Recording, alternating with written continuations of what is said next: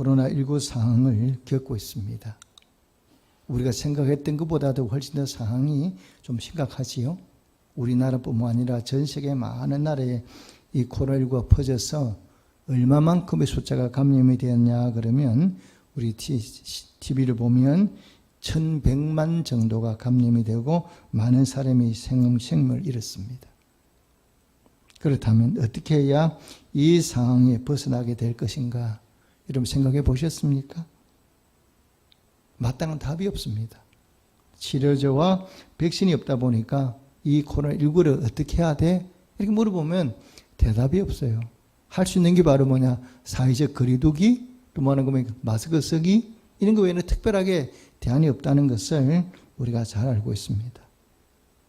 자, 그런데 이 코로나19를 여러분, 우리 사람들이 보는 눈, 그러니까 일반 사람들이 보는 눈이 시각이 아니라 신앙의 눈으로 한번 좀 바라볼 필요가 있습니다.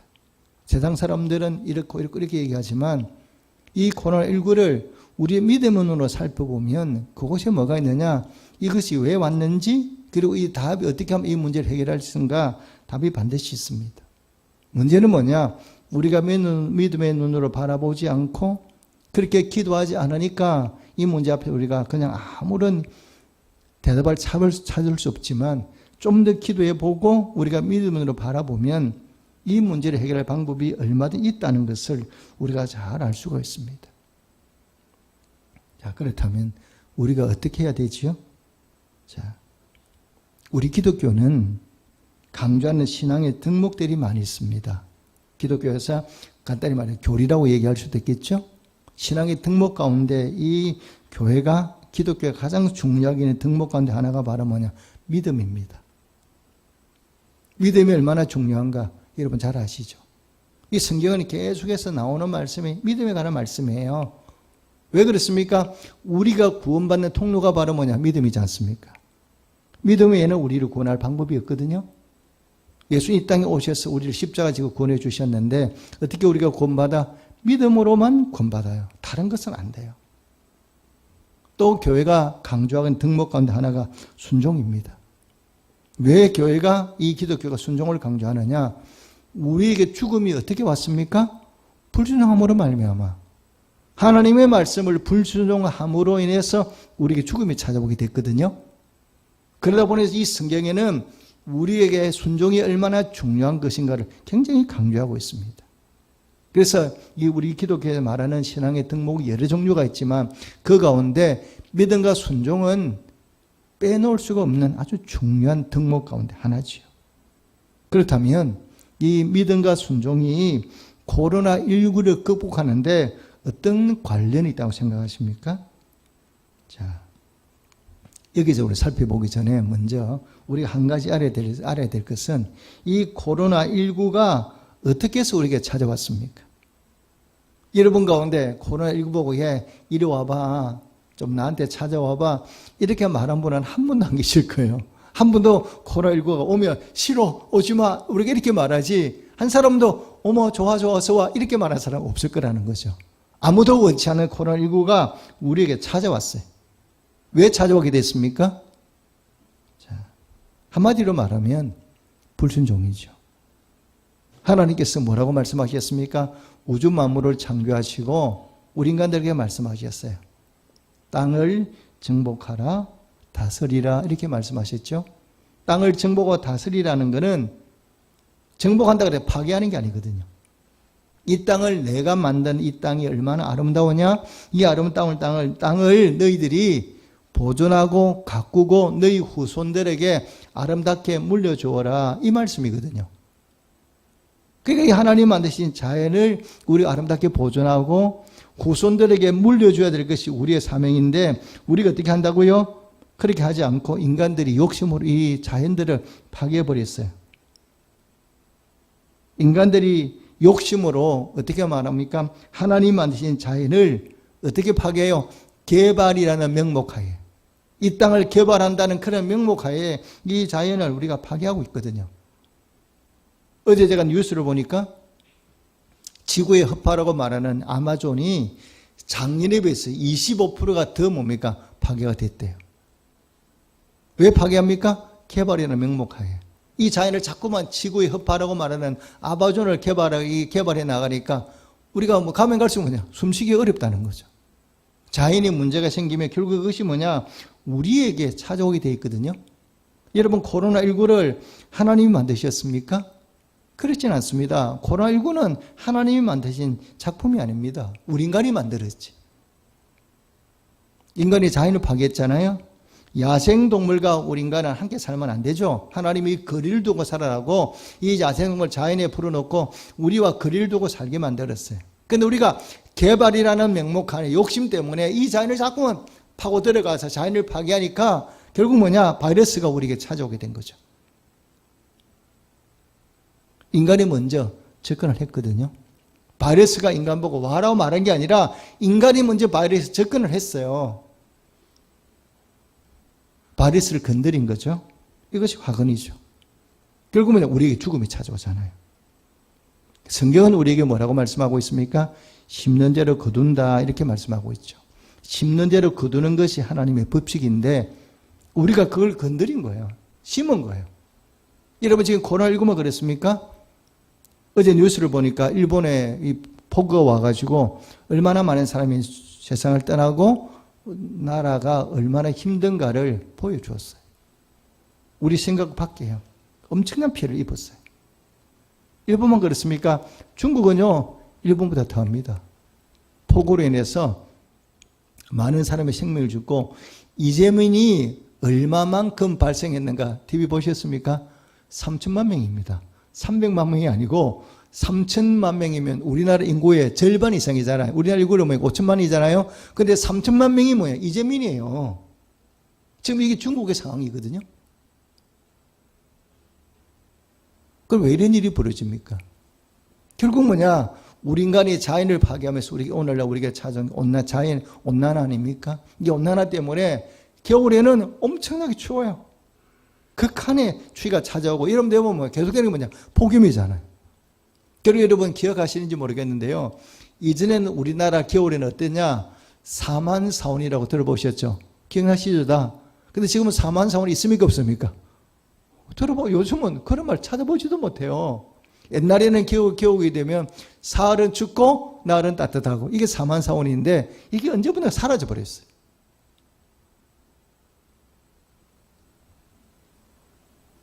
이렇게 자연을 파괴함으로 인하여 찾아오는 피해가 정말 뭡니까? 어마어마하죠. 우리는 난거를 가보지 않았지만 난거를 방문한 사람들은 이 자연이 어떻게 파괴되고 있는가를 아주 눈으로 확인할 수 있대요. 난극의 빙하들이 얼마나 녹는지 그걸 쳐다보면 마음이 힘들다고 그래요.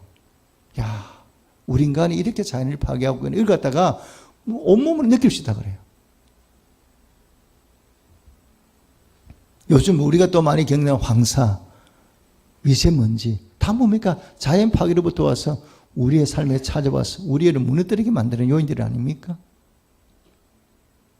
자, 이런 것을 극복하려면 우리가 하나님 주신 자연을 잘 보호하고 행복하게 살면 뭐냐? 다시금 뭐냐? 우리가 어떻게 해야 되느냐? 순종의 자리에 돌아가야 돼요.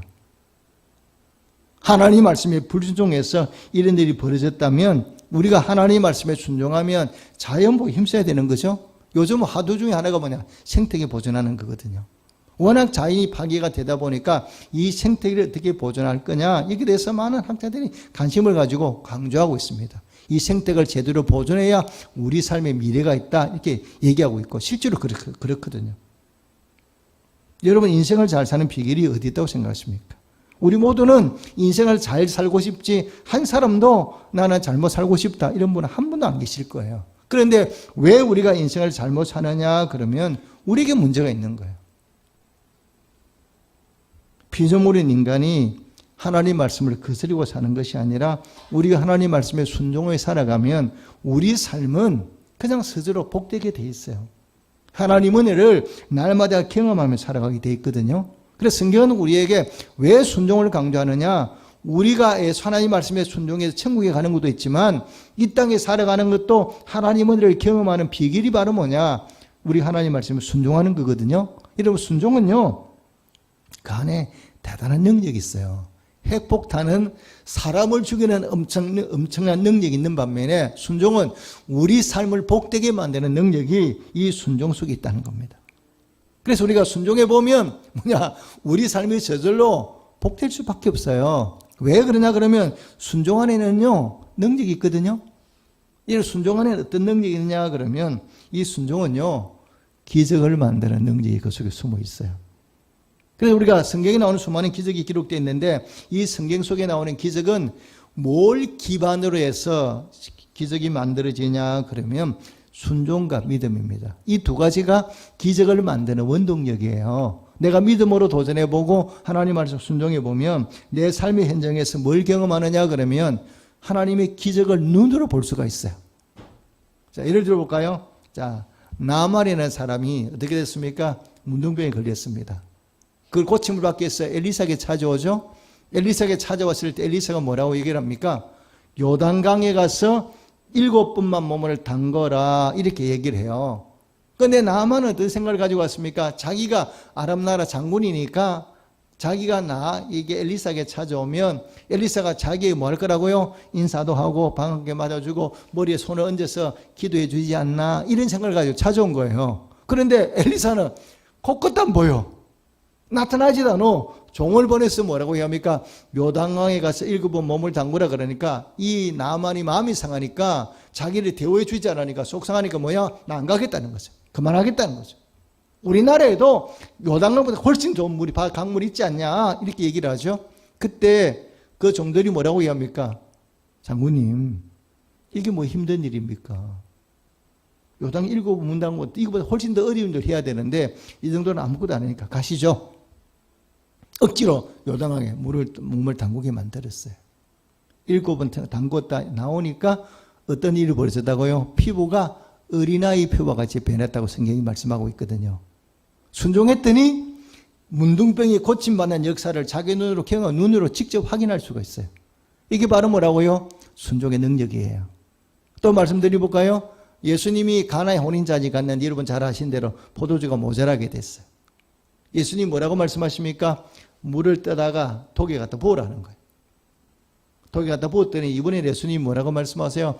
그 물을 떠다가 갖다 주어라는 거예요. 그래서 물을 떠다 부은 사람이 그 사람이 물을 떠다가 갖다 주어 보니까 어느새 그 물이 뭐로 변해 있었어요? 포도주로 변해 있었는데 훨씬 맛있는 포도주예요. 아무도 비밀을 몰라요. 이 맛있는 포도주가 어디서 나왔는가를 모르는데 성경은 말씀하고 있죠. 누구만 안다고요? 물을 떠온 하인들만 알더라 그랬거든요. 내가 하나님의 말씀에 순종해 보면 기적이 내 삶의 자리에 일어나는 걸 내가 눈으로 목격을 하게 돼 있어요. 이게 바로 순종의 능력이에요. 그래서 이 여러분, 기적이 뭐예요? 기적이 뭐냐 이렇게 물어보면 기적은 간단히 말하면 하나님이 우리를 위해서 예비하신 것을 내가 눈으로 보는 거예요. 아브라함이 오늘 본문에 나오지 않습니까? 하나님 말씀에 순종해서 이삭을 모리아 산에 가서 제물로 삼으려고 그랬어요. 제물로 삼아서 죽이려고 그랬는데 하나님 말씀에 순종했더니 하나님이 아브라함을 위해서 뭘 예배 놓으셨어요? 어린 양을 이미 예배 놓으신 거예요. 그래서 이 사건을 보고 아브라함이 뭐라고 합니까? 여호와 이레 이렇게 고백하지 않습니까? 여호와 이레는 바로 하나님이 준비해 놓았다는 거예요. 하나님은 우리를 위해서 언제나 준비하시는 분이거든요. 준비하시는 분인데 우리가 그 하나님 예비하심을 어떤 사람은 경험하고 어떤 사람은 경험하지를 못해. 차이가 바로 순종 안에 보면 하나님이 나를 위해서 이렇게 좋은 것을 예비해 놓으셨네. 이걸 깨닫게 되는 거예요. 반대로 내가 하나님의 말씀에 순종하지 않으면 하나님이 나를 위해서 예비해 놓으신 것을 우리가 경험하기 어려워요. 여러분 지금까지 사시면서 예수 믿으시면서 여러분 삶의 자리에서 여러분 기적을 얼마나 많이 경험해 보셨어요? 그리고 하나님이 나를 위해서 이걸 예비해 놓으셨구나. 이걸 얼마나 경험해 보셨냐고요. 여호와 이레를 실제로 내 삶의 자리에서 아브라함만 아니라 나도 경험해야 되거든요. 하나님 나를 위해서 이렇게 예비해 놓으신 거예요. 이걸 내가 제대로 경험하지 못했다는 얘기는 다른 말로 바꾸면 그만큼 우리가 하나님의 말씀에 순종하지 않았다는 얘기입니다. 하나님 말씀에 순종해 보면 시시때때로 하나님이 나를 위해서 이것을 예배해 놓으셨구나. 이것을 예배해 놓으셨구나. 이걸 우리가 경험하게 되는 거예요. 문제는 뭐냐? 하나님 말 순종하지 않으니까 하나님은 나를 위해서 예배의 은혜를 우리가 경험하지를 못하는 거예요. 기적이 바로 뭐냐? 하나님이 나를 위해서 예배에 놓으신 걸 내가 눈으로 보는 거야. 이게 바로 기적이에요. 다시 한번 여러분, 이 순종이 얼마나 중요한 것인가를 바르게 잘 깨달으시고 내 삶의 자리에서 날마다 하나님 말씀에 뭐냐? 얄팍한 내 생각, 내 경험을 가지고 자꾸 그렇게 주장하지 마시고 내 걸 좀 내려놓고 하나님 내게 말씀하시면 그 말씀에 순종하는 성도가 되시기를 주님의 축복합니다. 그러면 가나의 혼인잔치의 포도주가 내 앞에서 놓이는 것을 물로 포도주가 변하는 역할을 내가 눈으로 봐요. 확인할 수 있어요. 문제는 뭐냐? 순종하지 않으니까 이런 기적들이 내 삶에 일어나지를 않아. 그러니까 예수를 믿어도 하나님이 살아계신다고 말하는데 그것을 내가 몸으로 느끼기가 굉장히 어려워요. 내가 하나님의 예배하심을 나도 경험하고 살고 싶다. 그런 생각이 드신다면 모든 걸 좀 내려놓고 하나님이 뭐라고 말씀하시면 그 말씀에 순종하기를 힘쓰는 성도가 되시기를 주님으로 축복합니다. 그리고요, 자, 오늘 여러분 설교 제목이 무엇입니까? 한번 대답해 보시죠. 설교 제목이 뭐라고요? 믿기만 하라. 누구의 말씀입니까? 김상규 얘기가 아니고 예수님의 말씀이거든요. 자, 여러분 어떻게 들으면 믿기만 해라. 굉장히 무책임한 얘기예요. 여러분 그렇잖아요. 믿기만 한다고 되나? 우리도 이렇게 나오잖아요. 그죠? 믿기만 해라 그러면 믿기만 한다고 되나? 우리 그렇게 다 생각하거든요. 왜냐하면 현실은 믿는다고 다 되는 게 아니거든. 그러니까 믿기만 해라. 무슨 그런 얘기를 해. 믿기만 하다 돈이 생기나? 이렇게 우리 생각하거든요. 그런데 놀라지 마십시오. 믿기만 하면 돈도 생깁니다.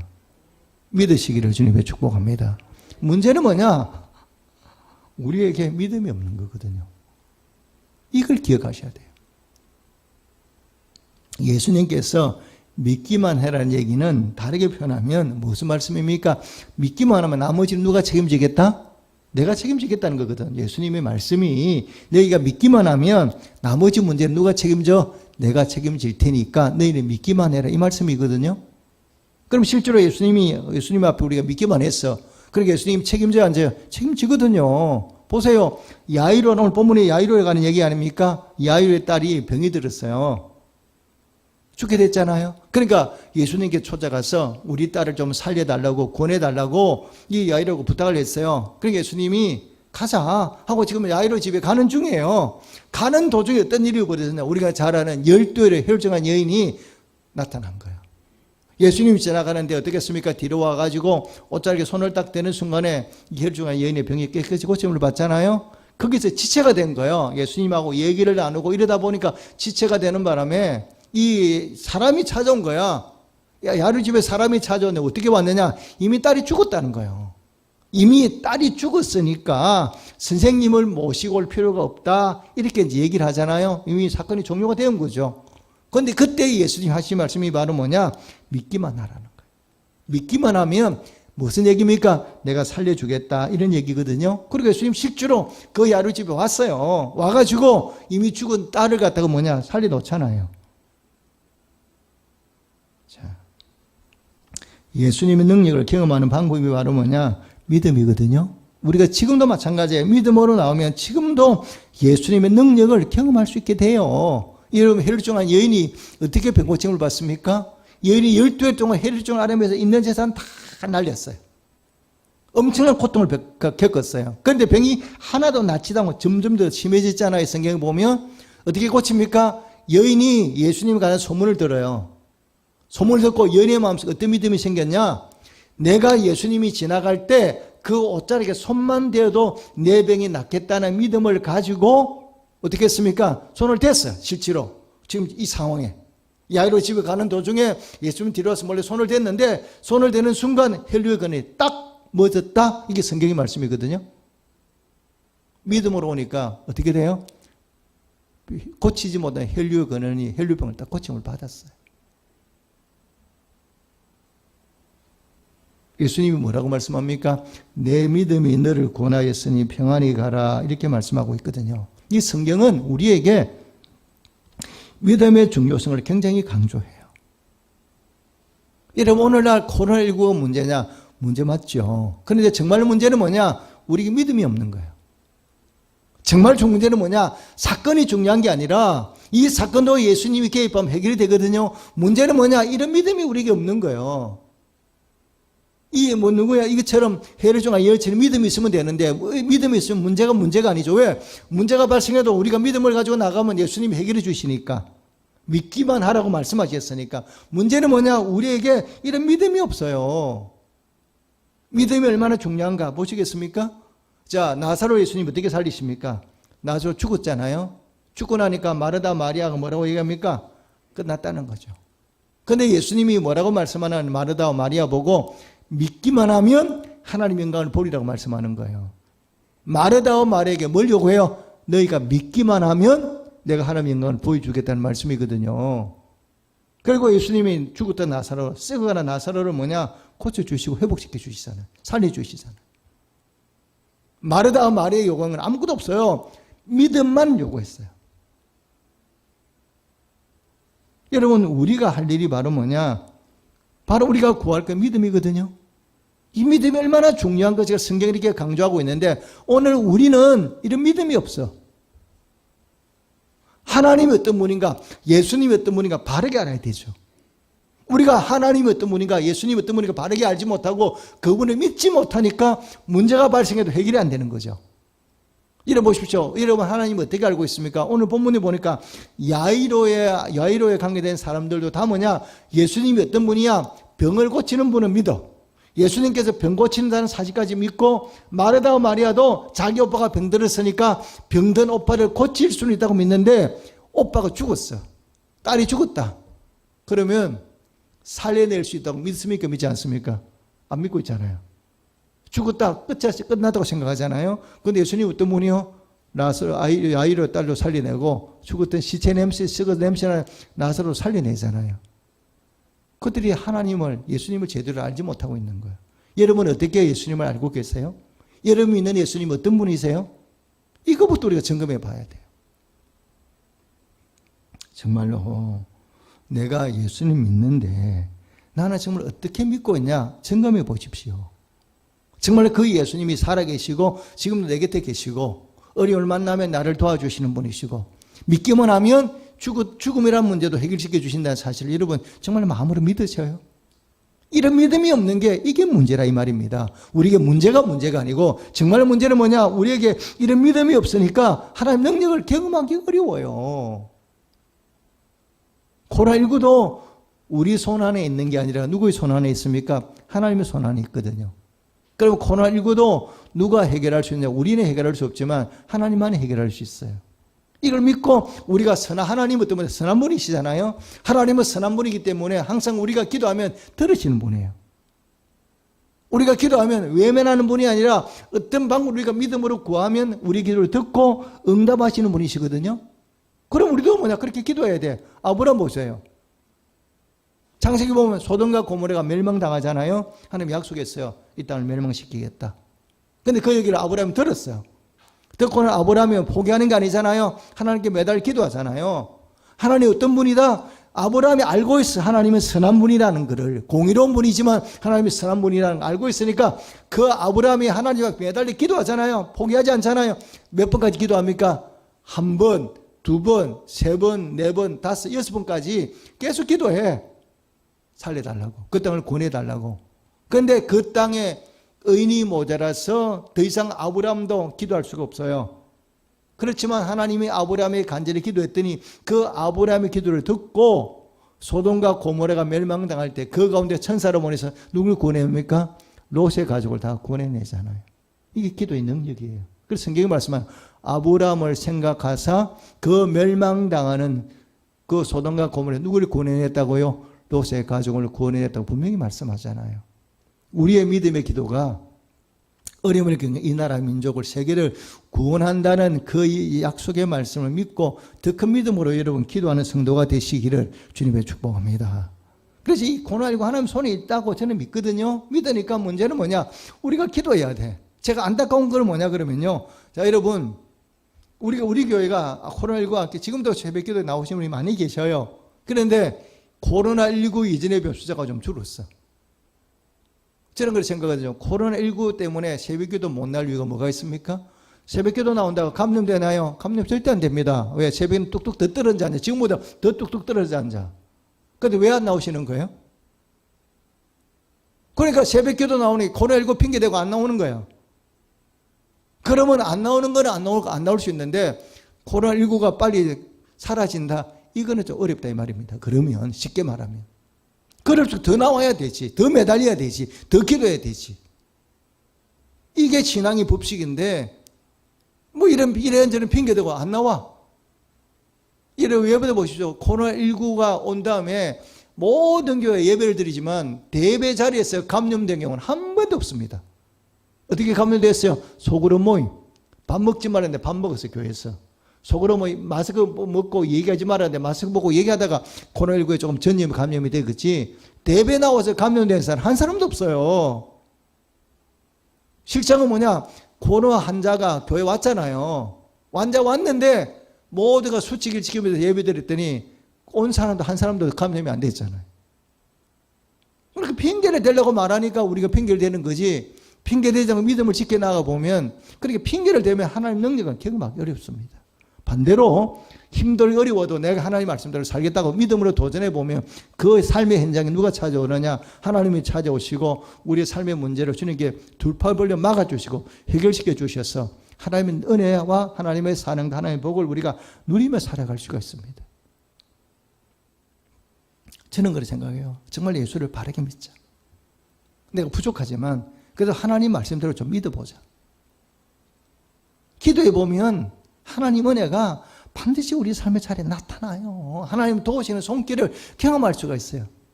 제가 한 가지 죄송합니다. 간증을 하겠습니다. 우리 딸아이가 이제 면허 시험을 쳤거든요. 근데 떨어졌어. 그러니까 얘가 자꾸 스트레스를 받는 거예요. 창피한 거야. 시험 때 이제 3번 떨어지고 4번째 이제 시험을 치게 된 거야. 그러니까 얘가 되게 싫은 거야. 다른 사람 앞에 자기가 3번 떨어지고 말하기도 싫어. 이 스트레스 엄청을 받는 거예요. 제가 그래서 괜찮다. 옛날에는 그 시험 치는 거기에 도장을 찍을 수 있고 떨어진 사람도 있어. 그러니까 걱정하지 마. 아무 문제 안 돼. 천천히 한 번만에 붙은 것보다도 차라리 여러 번 떨어져 붙는 게 나. 이래도 얘가 이제 싫은 거예요. 자꾸 떨어지니까. 얘가 스트레스를 많이 받는데 쳐다보니까 제가 마음이 좀 되게 힘들더라고요. 그래서 제가 기도를 했어요. 하나님, 딸아이가 저렇게 시험 떨어지는 것 때문에 저렇게 스트레스를 많이 받고 있습니다. 하나님 뜻이 어디인지 잘은 모르겠지만 이번 시험은 좀 붙게 해주십시오. 아이가 차분하게. 그리고 나름대로 본인이 이제 연습도 좀 했거든요. 그래서 좀 차분하게 시험을 쳐서 이번에 시험을 좀 통과할 수 있도록 하나님 좀 도와주시면 안 되겠습니까? 하고 제가 새벽기도 나와서 이제 딸아이 시험을 놓고 계속 기도를 좀 했어요.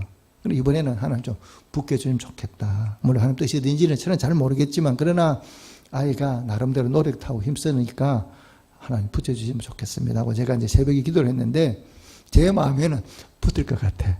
기도하고 나니까. 왜냐면 제가 아이가 스트레스를 받는 거 제가 보니까 마음이 되게 이제 불편한 거예요. 제가 아버지니까.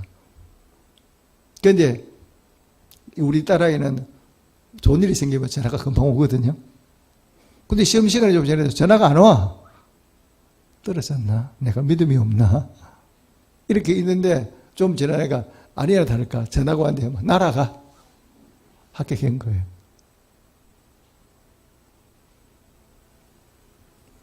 저는 그렇게 생각하거든요. 시험을 어떤 사람은 한 번 쳐서 붙을 사람도 있어요. 두 번 치고 세 번에 붙을 사람도 있어요. 그거는 각자의 그 노력과 따라 다르겠죠. 그래서 저는 생각했어요. 내가 아버지인데 내 딸아이가 저렇게 스트레스 받는 걸 보니까 마음이 되게 힘든 거예요. 그 딸을 긍휼히 봐달라고 그랬어요.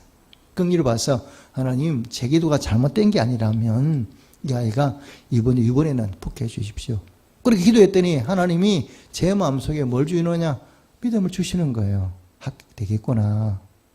아니 다르게 하나님이 그 믿음대로 배반하지 않고 딸아이를 합격하게 주신 거예요. 여러분 하나님 앞에 우리가 믿음을 가지고 구하면 우리 기도가 잘못되지 않았다면 반드시 하나님은 우리의 믿음을 보시고 우리의 기도에 응답하신다는 사실을 꼭 마음에 믿으시기를 주님으로 축복합니다. 그래서 우리가 믿음으로, 그 성경 그러잖아요. 믿음으로 구하는 거 다 받으리라 말 약속해 주셨잖아요. 이미 하나님 우리에게 약속해 주셨거든요. 믿음으로 구하는 거 다 받겠다고. 욕심으로 구하는 게 아니라고요. 욕심으로 구하는 게 아니라 믿음으로 구하면 하나님 다 허락하겠다고 이미 약속해 주셨거든요. 그러니까 약속을 믿으면 돼. 믿으면 하나님이 우리에게 필요한 것이 무엇인지 하나님 주시는 거예요. 하나님의 계획은요, 변함이 없어요. 하나님 한 말씀은 그대로 가거든요. 지키시거든요. 그런데 하나님이 그 변치 않는 약속을 바꾸는 경우도 있어요. 변경하는 경우도 있거든요. 언제입니까? 우리가 기도할 때. 이런 보십시오. 히스기야가 죽게 됐어요. 병이 걸렸어. 하나님이 이사야를 선지자를 보내서 뭐라고 말씀하십니까? 너 죽을 때 다 됐다. 죽을 준비해라. 간단히 이렇게 말씀하셨어요. 그러니까 히스기야가 그 하나님 말씀을 듣고 죽어야 되잖아요. 그런데 벽면을 딱 향해서 바라보면서 울기 시작했어요. 울면서 하나님 기도했어요.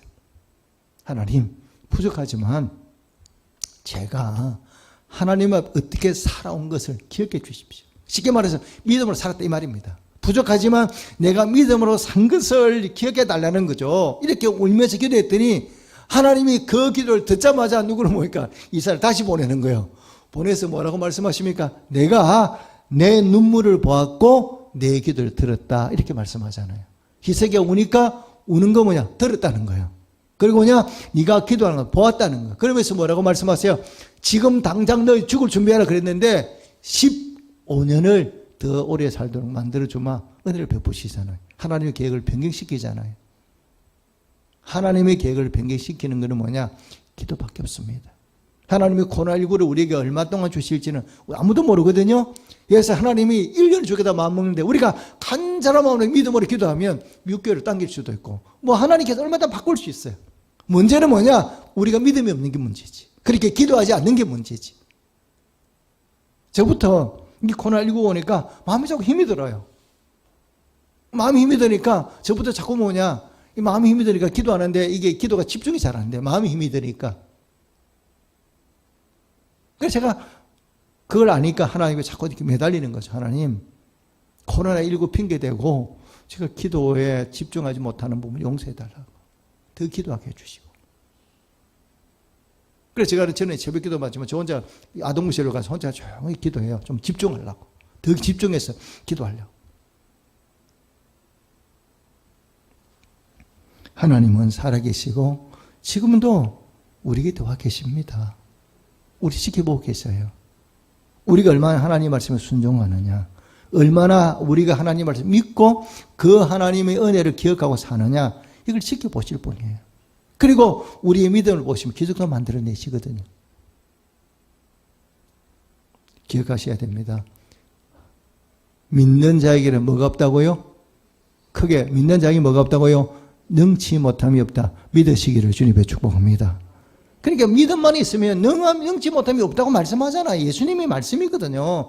믿는 자에게 능치 못함이 없다고 그래요. 문제는 뭐냐? 믿음이 없는 게 문제예요. 믿음이 없는 게. 우리가 그런 믿음이 없는 게 문제지 문제가 아니다 이 말입니다. 기도할 수 있는 은혜를 주셨어요. 그래서 우리가 어려움을 만났을 때 더 하나님 달려나오셔야 돼요. 달려나와서 내 가정의 문제나 나라 민족의 세계 문제를 놓고 기도하셔야 돼요. 그거 말고는 방법이 없어요. 인간이 아무리 해봐도 지금 우리 인간 힘으로 뭐 별의별 짓 다 해도 코로나19가 어떻게 더 확산만 되지 어떻게 되고 있습니까? 치료제를 만드는 것도 하나님 은혜를 주셔야 지혜를 주셔야 치료제 백신이 잘 만들어지는 거지 인간의 머리로만 만들기는 쉽지가 않습니다. 이걸 기억하시고 어려움을 만날 때일수록 우리에게 필요한 것이 바로 뭐냐? 믿음이고 순종이라는 사실을 기억하시고 순종의 자리로 믿음의 자리에 나오셔서 정말 하나님의 도우심과 은혜를 경험하고 정말로 실제로 내 삶의 현장에 기적이 일어나는 것을 나도 눈으로 볼 수 있도록 확인할 수 있도록 하나님 나를 위해서 이런 은혜를 예배에 넣으셨구나 이걸 경험할 수 있도록 더욱더 우리의 남은 인생 동안 어떻게 살아가고요? 믿음의 자리로 순종의 자리로 달려나와서 하나님의 살아계심, 하나님의 은혜, 하나님의 도우심을 날마다 경험하며 살아가는 우리 모든 성도들이 되시기를 주님으로 축복합니다. 아멘. 기도하겠습니다.